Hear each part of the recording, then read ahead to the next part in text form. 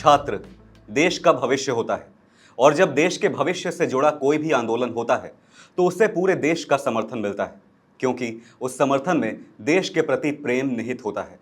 लेकिन साथ ही देश की गरिमा और छात्र आंदोलन की सच्ची मंशा को सुरक्षित रखने का दायित्व भी निहित होना चाहिए।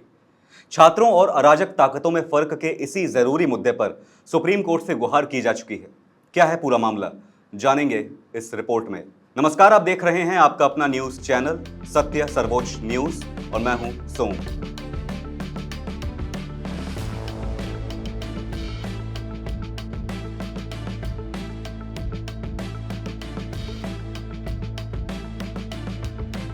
कॉकरोच अंधेरे में पनपते हैं और रोशनी पड़ते ही किसी न किसी दरार में छिप जाते हैं।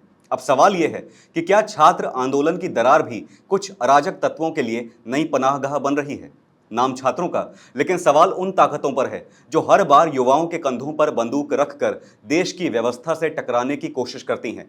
अब इस दलील की गूंज सुप्रीम कोर्ट तक पहुंच चुकी है। दिल्ली के जंतर मंतर पर हुए सीजेपी के छात्र प्रदर्शन से जुड़े मामलों में सुप्रीम कोर्ट के सामने एक नया कानूनी सवाल रखा गया है। ये सवाल प्रदर्शन में शामिल छात्रों का नहीं, बल्कि प्रदर्शन आयोजित करने वालों की जवाबदेही का है। यह याचिका मनीष कुमार सोलंकी की ओर से दायर की गई है। इसमें मांग की गई है कि जिन लोगों ने प्रदर्शन का आयोजन किया, उनकी भूमिका और जिम्मेदारी भी तय की जाए। इस मामले की सुनवाई भारत के मुख्य न्यायाधीश justice Suryakant, justice Joymalya Bagchi और जस्टिस वी मोहना की पीठ के समक्ष हुई। पीठ ने इस याचिका को छात्र प्रदर्शन से जुड़े अन्य लंबित मामलों के साथ टैग कर दिया। गौरतलब है कि 3 अगस्त को सुप्रीम कोर्ट ने अपने आदेश में स्पष्ट किया था कि प्रदर्शनकारियों के खिलाफ दर्ज एफआईआर वापस ली जा सकती है। इसी पृष्ठभूमि में अब आयोजकों की जवाबदेही का मुद्दा भी अदालत के सामने रखा गया है। याचिकाकर्ता की ओर से अधिवक्ता और सत्य सर्वोच्च से जुड़े डॉक्टर सैयद रिजवान अहमद ने अदालत में कहा कि प्रदर्शन का उद्देश्य शिक्षा मंत्री से जवाबदेही मांगना था।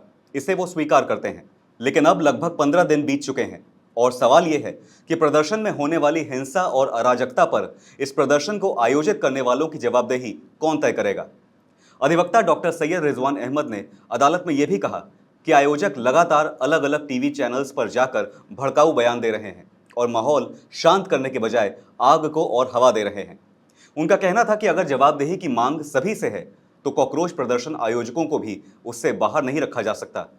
याचिका में अदालत से यह आग्रह किया गया है कि विरोध प्रदर्शन के दौरान हुई घटनाओं और उसके बाद की परिस्थितियों में आयोजकों की भूमिका की भी न्यायिक समीक्षा हो और उनकी कानूनी जिम्मेदारी तय करने पर विचार किया जाए।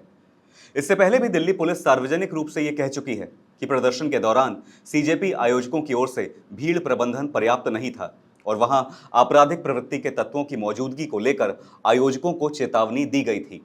पुलिस का कहना था कि आयोजकों को भीड़ पर नियंत्रण रखने की पर्याप्त व्यवस्था करनी चाहिए थी।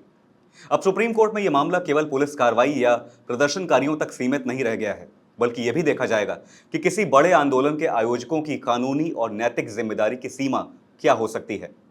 इसी कड़ी में अधिवक्ता डॉक्टर सैयद रिजवान अहमद ने 8 अगस्त को दिल्ली में एक कार्यक्रम सम्मान और संवाद आयोजित करने की घोषणा की है। कार्यक्रम का उद्देश्य पुलिस कर्मियों और आरएएफ के कर्तव्यनिष्ठ जवानों का सम्मान करना है, जिन्हें 20 जुलाई और उसके बाद हुए कॉकरोच प्रदर्शन में कटघरे में खड़ा कर दिया गया था। डॉक्टर सैयद रिजवान अहमद का कहना है कि नियमों से बाहर हुई कार्रवाई को उचित नहीं ठहराया जाना चाहिए, लेकिन जो सुरक्षाकर्मी लोकतंत्र के मंदिर संसद की रक्षा कर रहे थे, उन्हें कसूरवार कहना, उनके कर्तव्यों पर निशाना बनाना बिल्कुल भी जायज नहीं है। इसीलिए 8 अगस्त को दोपहर 12 बजे से दिल्ली में संबंधित थाना परिसर में देश के जवानों का सम्मान और संवाद कार्यक्रम आयोजित किया जा रहा है। डॉक्टर सैयद रिजवान अहमद ने उम्मीद जताई है कि इस सम्मान और संवाद कार्यक्रम में देश की जनता अपनी उपस्थिति दर्ज कराकर हमारे सुरक्षा कर्मियों का हौसला जरूर बढ़ाएगी। अब सबकी नज़र सुप्रीम कोर्ट की आगामी सुनवाई पर होगी, जहां यह तय हो सकता है कि किसी बड़े जन आंदोलन में केवल भीड़ ही नहीं, बल्कि उसे संगठित करने वालों की जवाबदेही का दायरा भी तय होना चाहिए। आपकी इस मामले पर क्या राय है, हमें ज़रूर बताइएगा और याद रखिएगा, 8 अगस्त दिल्ली, सम्मान और संवाद। फिलहाल इस खबर पर इतना ही। देश और दुनिया की बड़ी और अहम खबरों के लिए बने रहिए सत्य सर्वोच्च के साथ। लाइक, कमेंट और शेयर करना ना भूलें। अपना ध्यान रखें। धन्यवाद। जय हिंद।